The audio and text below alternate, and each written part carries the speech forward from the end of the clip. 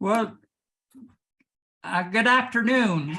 This is Dr. Loertscher from professor at San Jose State School of Information. And today I am most delighted to welcome Dr. Melaney Sanchez to our interview.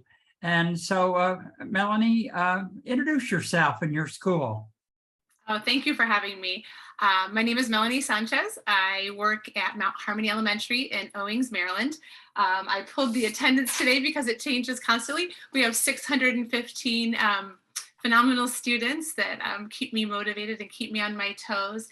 We are an ESOL school, so we are one of our district schools where we have students that come from all backgrounds, and we love that immensely. And we learn from them just as much as we teach them. So we are a bedroom community for DC, Annapolis, Baltimore. Fort Meade is very close. Pax River is close. So we are a rural area that is surrounded by more of an urban area. Wow. So today we're going to kind of zero in on your contribution to instruction. Tell me about these fabulous community projects you do.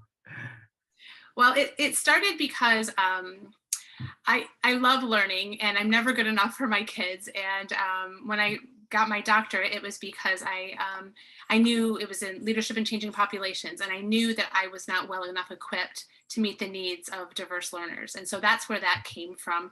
And then after that, I attained my library certification because I figured out it was a great way to help administration meet their goals and address the needs of every educator in the building. So then after I decided to get my library certification, I knew I still wanted to keep learning, and my husband said, that's enough. We're not taking out any loans, we're not paying for any more school. And I discovered teacher institutes. And so when some of the institutes I've attended are NEH, Ford's Theater, Williamsburg, Mount Vernon, etc. And I started meeting really motivating teachers in those experiences. And, they say, when the mask drops in an airplane, you're supposed to put your mask on first. You're supposed to give yourself the oxygen first, so you can then tend to those that you care for. And I think that is true with our education of our librarians and our teachers, right? We need to continually give ourselves that oxygen that motivates us to keep learning and being ready for our kids. So I started attending those institutes, and I realized that attending them was great, but how would I then make them come alive? And so I had attended a Gilder Lehrman Institute in New York City about the American Revolution, and I coordinated with them, and they have exhibits that you can get to come to your school, because although no matter where you live, children don't always have the opportunity to visit places. We are not very far from the Smithsonian, but most parents who work in the city don't want to return to the city for those kinds of experiences. And so even though we're close, I found that bringing these exhibits into the school was great, but bringing the exhibit wasn't enough. I had to make those exhibits come alive. And so we hosted, our first night was Hamilton night. And of course that was very popular. We had a student who danced to Hamilton songs and, put some of the music together. We had kindergartners who sang songs. We had fifth graders who did a wax museum. The community was invited, and we had about 400. I then attended an institute at Mount Vernon, and I decided to partner Gilder Lehrman, Mount Vernon, and Williamsburg. And we had Washington night. We had 800 people attend and had to change the program on the spot. Thankfully, the fire marshal was not one of our parents. But we had school board members, we had community members, and we had 800 people attend. And our kids in the Wax Museum, again, were historical figures. There was a treasure hunt to go from exhibit piece to exhibit piece. It wasn't all together, it was throughout the school building. And, it was just a night of so much excitement where history truly came alive. And I worked with the music teacher, the art teacher, many people came together to make that happen. And Mount Vernon hosted, free tickets for some of our kids to then attend Mount Vernon. So it just was a real community event where you just started pulling the people that you knew and the experts, right? You surround yourself with people who are experts, and they help you do these things. So those are just some examples of some of the events we've had, and I'm getting ready. So if anyone can help me out to prepare for a Frederick Douglass night, and I've started with the Gilder Lehrman and working with them, and they have a brand new exhibit. So I'm super excited to start planning that and working with some of our committees with our PTA. They're excited to help with it as well. You have to have a bigger football field or something to handle all the crowds that come. It's a beautiful problem. Right. We all wish that. So tell me about other projects that you kind of push out into the other curriculum of the school. Well, one of the things that I absolutely love is that I work with the Maryland Association of School Librarians, and we have a Black-Eyed Susan committee for different levels of books, and the picture books are one that I do a lot of.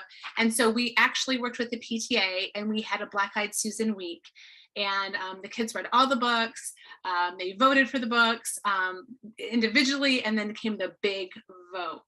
And so I have students who can tell you about why a Black-Eyed Susan book is good, why it was the state winner, you know, all those kinds of things where they really take ownership in those pieces. And so I worked with the PTA, I worked with the Maryland Association of School Librarians, and then my kids took that ownership role. I also had a 5th grade group that previewed books for nominees, like what should we nominate? And so my kids are always saying, look, do you see what this is? It's a Black-Eyed Susan. That means it's a really good book. It's a guarantee. And so working with the state association is a big part of something that has made me a successful librarian, and networking with other incredible, well-versed librarians who really up the ante and have a high bar. But that is an example of one thing. Another thing that I was able to participate in, and again, it goes back to those institutes for teachers and extending that education and going deeper. I was fortunate enough to be a Fulbright scholar, and I went to France this past June, and it was delayed. It was, you know, everybody knows that the pandemic made our lives more interesting with a brand new schedule and the ability to pivot repeatedly. But we were in Paris, we were in Normandy, and we were in Bordeaux. And so I was able to really focus on making my library a more globally aware library, looking at different books, those kinds of things, partnering that with the Black-Eyed Susan committee, those kinds of things. And my students were then able to really understand what, you know, that they have a global impact on society and things like that. So we looked at schools not only in France, but schools in Japan, and those kinds of things, and looked at their school day and our school day. And it was fun to compare what we'd like to do that they have, like, you know, an hour lunch sounds lovely, you know, like some of the other schools, as well as what are some of the things that we really appreciate that we're fortunate enough to have where we live. So I was able to pull in, you know, a real global focus, as well as the Sustainable Developmental Goals from the United Nations. And one of the big ones that is my Fulbright project is Life Below Water. And so we have the Chesapeake Bay. So I'm pulling in things with the Chesapeake Bay Foundation, as well as Fulbright, as well as the United Nations Sustainable Developmental Goals. And my kids are all a part of that, right? Like, how exciting is that to go home and say, what did you do today? Well, we talked about the Sustainable Developmental Goals. They're very proud. So describe a typical school day in your library from dawn to dark. What does it look like, act like, feel like? The thing I love so much about my job, this is only my 7th year in the library, so please know that, you know, I'm consciously unskilled. However, I'm going to do everything possible to get better all the time, right? So in the morning, I'm often helping teachers, educators, the principal, get supplies, things they need for their day, looking up information. I then teach 6 classes per day, and it is a ton of fun. It is never boring. It is high energy. Sometimes I feel like a firefighter, not because it's a crisis, but because it's that exciting. So, you know, you have your first class enter. Welcome, boys and girls. Today, this is what we're doing. Come in. We learn, we look at databases, we look at internet safety, we look at coding. It depends on, you know, what the given topic is for that day. Oh, and then we need to check out books. You have 10 minutes, go, find your best book. And then, okay, goodbye. I'll see you in 7 days. I'll miss you till then. Okay, ready? Next class. And so I do that 6 times a day for all ages. And to see them when they wait in line, we have like a strange setup at our school. They walk through the copy room and they wait in line, and you see this nervous energy because they know that it is a safe place. It is a special place, and it is a place where they can learn whatever they want about anything that they're passionate about, which means they are often my teacher, right? They help me choose books, those kinds of things. And so that alone is so exciting. And then when they're leaving, they're happy because they have their books, but they're not coming back for 7 days, and they'll say, when can I see you? Is there another way to come to the library? And I do work with the public library very closely to have other programs, such as we have book clubs and things with the public library. But how exciting is that hub for them means so much. Yeah. So that is absolutely wonderful. So as you work with these kind of students, what do you think, what impact are you having on them as learners, and what's your experience? I mean, you have a doctorate, so I know you're interested in the kind of research. So what impact do you start experiencing as you do all this stuff? One of my passions is the national parks. And so this past summer I went, Expeditions in Education is a phenomenal teacher opportunity for STEAM, right? So you're looking at those kinds of things. And I always integrate teaching my kids about the national parks. And I think we counted to 23, which is not even a dent that I want so many more. But as I go to these national parks, I share with my students. And that year I had shared that I'd been to Sequoia National Park, and we were comparing the redwoods to the sequoias. And I had a parent contact me and they said, what was this lesson about the redwoods and the sequoias? And I explained, and she said, well, we had a trip planned to Disney, but my kids don't want to go there anymore. They want to go to the Sequoia National Park. And wow. The family canceled Disney. We love Disney, there's nothing wrong with Disney, but they canceled Disney and they went to a national park to explore that because of a library lesson. Right.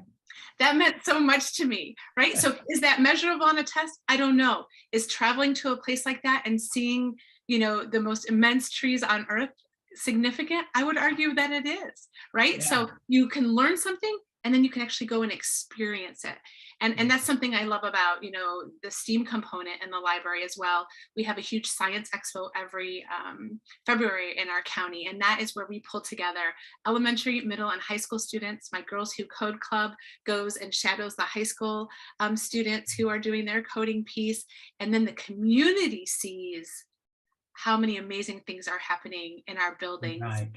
And that network of where our students can then go. So we also work, we've had the Career Center principal come in and talk about, if you like coding, this is actually what you can do with it and the careers you can have. And my students you see their seeds being planted, right? Like things that they never had even considered. And yet you say, well, they're very young, they're only K-5. I promise you, those seeds are significant. But I'm also impressed with you. I mean, tell us about this doctor. What was his topic? And then tell us about your hubby and what is all this preparation? Why for an elementary school librarian? Well, my kids humble me, right? There's not a day that goes by where they ask me something and I say, oh, let's find out. I don't know, right? You're my teacher now. So my doctor, and I grabbed my dissertation, so I want you to know it is real. It really is a dissertation. And the title of it was through Notre Dame of Maryland University, which is who I teach for. So this is my 20th year of teaching teachers. And again, why do I do that? I do that to keep myself honest and to keep inspiring future educators to join us in the field. But the title of my dissertation was Perspectives of African Americans in Rural Maryland, Our Public Elementary Schools Meeting the Needs of Our African American Students' Needs. It was a long title, but I needed to know that because I had a feeling that the data was one piece, but most of the data was urban data. And that's not who we are. We are a rural community between Annapolis, DC, Baltimore, that has families that are very old in our county and have been here 200 or 300 years. And then we have families that are constantly coming in and out based on economics and, very often a military piece. And so I wanted to know directly from our African-American community, how are we doing? And are we paying attention to the things that matter? And so some of the things that I found, they were appreciative of the school buildings. We had great comprehensive programs with a lot of opportunities. Had a lot of resources and those kinds of things. Those things they were happy about. But I pulled this, the things that they were concerned about and it was interesting because it helped me see that although sometimes our perspectives are very different and our experiences are very different, we definitely can stand shoulder to shoulder on concerns, right? We may not see eye to eye on every single thing, but we definitely can stand shoulder to shoulder in honor of our kids. A caring environment was at the top of their list. That was non-negotiable. Caring environment. We needed to make sure we saw every single student that entered our building, right? Saw them as they're exactly who they are, bringing all their gifts and all their strengths. And if we didn't know them, we needed to find out what they were. And then you are married to? My husband is Hispanic. He's Mexican. So my very first job was in Acapulco, Mexico, where I was a nanny. And then I went back, and my first teaching job was teaching English in Mexico. And if I came to dinner tonight, you'd probably cook Thai together and speak only Chinese during the dinner time, right? We do love Thai food. We love Chinese food. Tonight it's nachos, but you are more than welcome to come. So what's your advice to school principals and superintendents that would like to get a treasure like yourself? How would they get started, and how do they make this happen? Yeah, and that's a huge concern. This past summer, I attended some institutes, Wild Heart Teacher in Colorado, and Expeditions in Education, and I spoke to many, some principals and some other teachers, and many of them had absolutely no representation either in a library, or they had a library that was kind of old and dusty, and someone sometimes checked out books, right? And so I thought to myself, how could this happen, right? Did we have people who grew up without libraries and didn't even know the richness and the strength that they were missing, right? So why are libraries important in a school? Well, I can promise you they are the glue of the school, right? So there are times where I help administratively. There are times where I support students individually in what they need. I definitely am a huge connector of your community along with your school district, along with your neighborhoods, right? So the beauty of it is that no day in my job ever looks the same. And pretty much whatever you ask me to do, is as long as it's legal and helpful and meets kids' needs, I'm going to find a way either to resource it and help you find someone else who can help you do that, or I'm going to be a part of that given team. So to say that it's someone who checks out books is this much of my job. I'm more someone who helps kids be on fire for learning, who helps students find a safe place to be, who helps students, for some kids, that's why they come to school. I had a little guy the other day, he was leaving the library. It was his second visit to the library. And I said, bye, I'll see you in 7 days. And he looked at me and he said, bye. And it was instantaneous. He didn't plan that, right? But he felt that good about the things we were learning, the fun we had, and his representation of being a part of that library community. And here's the other piece. That's not just for the students. That's for every teacher in the building. And I promise you, they need more support than ever.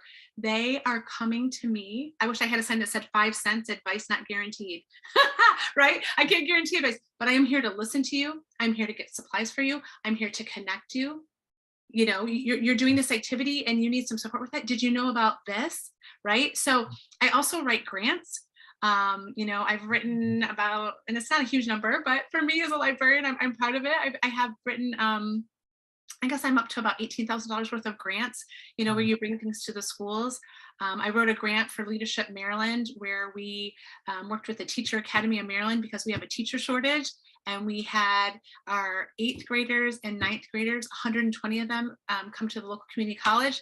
They listened to the Maryland Teacher of the Year. And we talked about what is it like to be a teacher? And then the colleges came and they talked to colleges at those young ages. Why? We're planting seeds, remember? So, if you're looking for someone to partner with you in all your initiatives, and, it's academics, it's social emotional, it's safety, all of those things. Right. That's what a librarian does, and I would argue that no librarian in my county has the exact same approach, the exact same skills. And that's the beauty of it. You find a librarian who is highly skilled and who is passionate about every single part of every element in your school building. Thank you so very much. You are amazing. And I hope that everyone will find a person just like you to be a great leader in a school library. So thank you, thank you, thank you. I'm lucky. I say I get to be a librarian. Bye.